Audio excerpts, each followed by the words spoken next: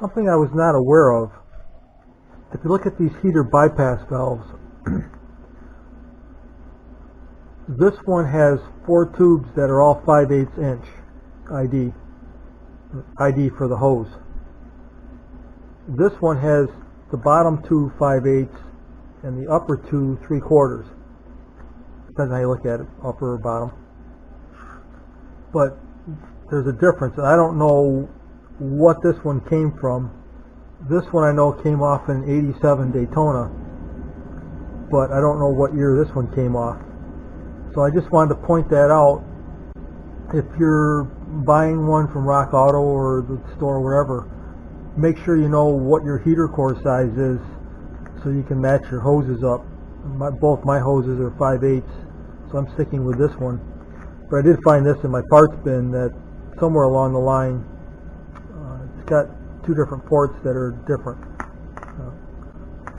Also, in case you're wondering, when these are in their natural state and there's no vacuum being applied, you have flow through from, I guess you can call it the bottom one, that flows out the bottom one on this side. And then when vacuum is applied to this valve closes off and the flow goes this way. So this side is dead.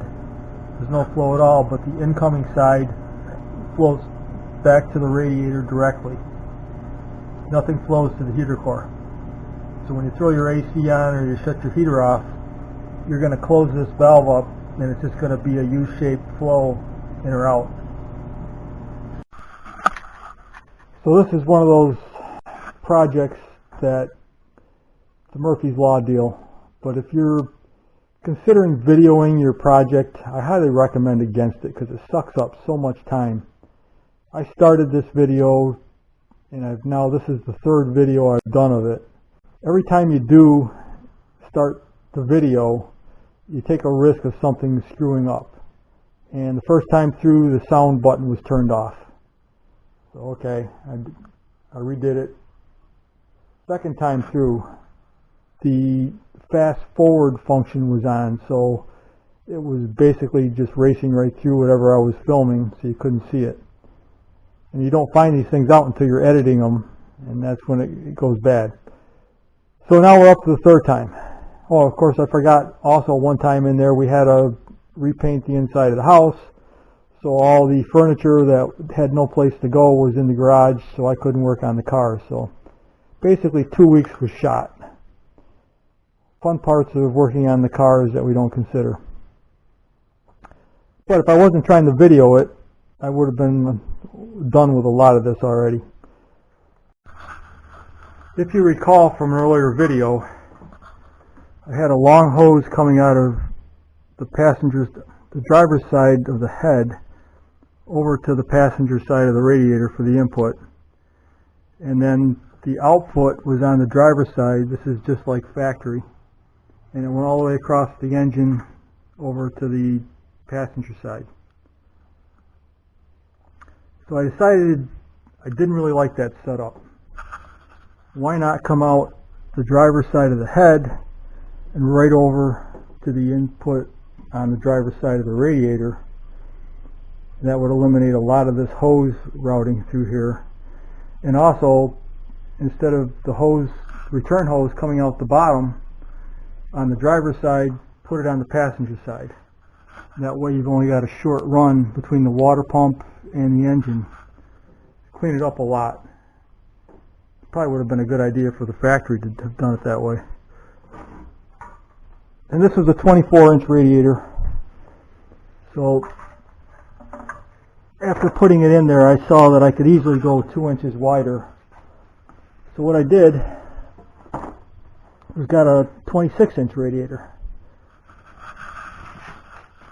And not only is it a different width, but the input is on the driver's side, the output is on the passenger side. Now I'm going to replace both of these with the AN hose fittings. It's not that big a deal, but I think it's going to clean up the engine compartment a lot. And also, instead of this fitting coming out up here on the side, I can bring it out right here close to the bottom, and that will allow me to get into my water pump.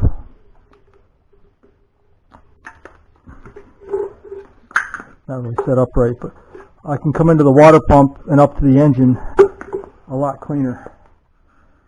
So it's a win-win. And I know people are going to say, but you had a 24-inch radiator, what are you going to do with that? Well, that's going to go to the Daytona. And I say that, but Murphy's Law also struck.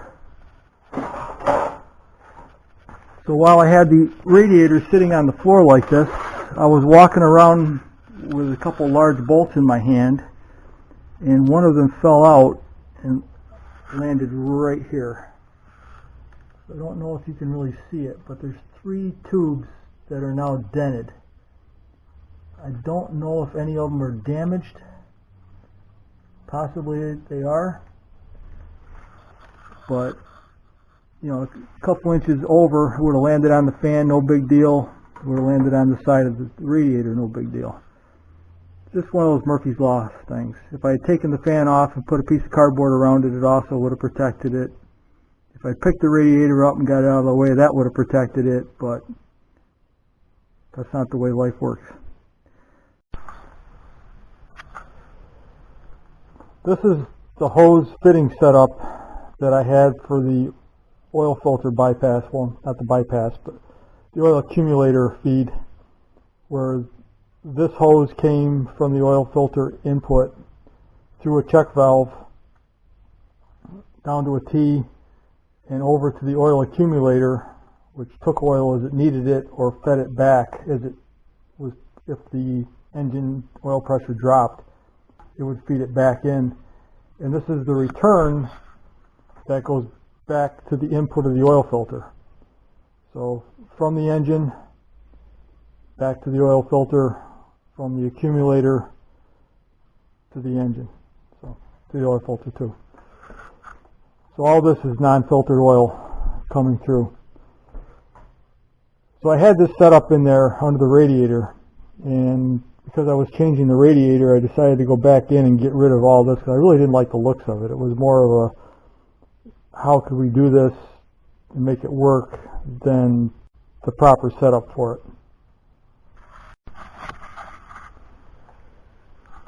So what I've done is replaced this mess of fittings and hoses with this. So I've still got my check valve coming into a distribution block, going back to the input of the oil filter, or coming out of here to the accumulator. This port will get plugged off. This is more of a preliminary piece I made up. This is where the bolt will go through to mount to the front of the radiator support. So it just cleans things up a lot more. Actually makes it more rigid too. You don't have to worry about fittings coming loose. Looks a lot cleaner. So that's part of the project I'm working on right now. Well, since that last clip, I've made some more modifications. I've now got the larger radiator in. I ran into some issues with my adapter block and this large oil, we'll call it a sandwich block. So I couldn't spin this far enough to get I wanted to get the hoses over into this area, but the block would actually hit the distributor housing on the block. So that kind of gave me pause as to using this block. I was thinking of how to modify it.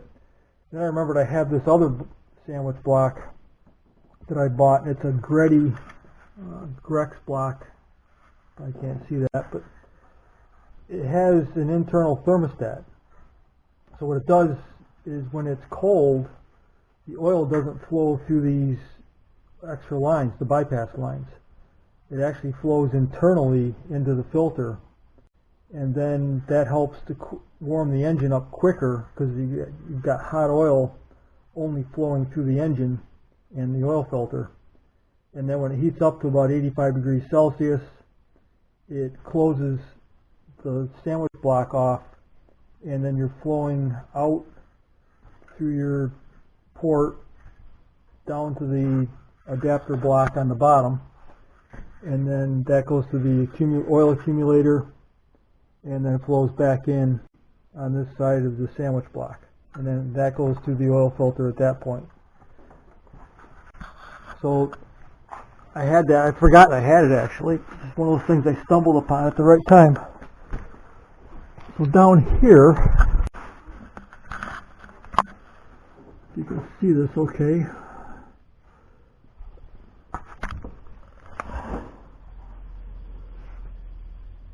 So down here I'm coming in from the sandwich block, going to this adapter block.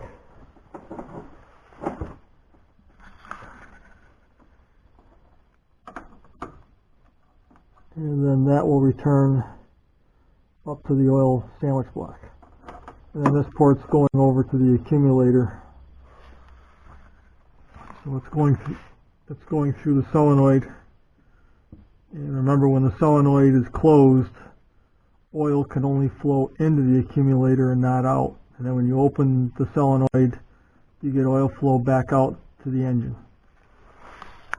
So that's what gives you the startup pressure. So the check valve's in here to make sure that the oil doesn't flow back towards the filter. It only comes from the sandwich block to the adapter block, and then back to the oil filter and into the engine.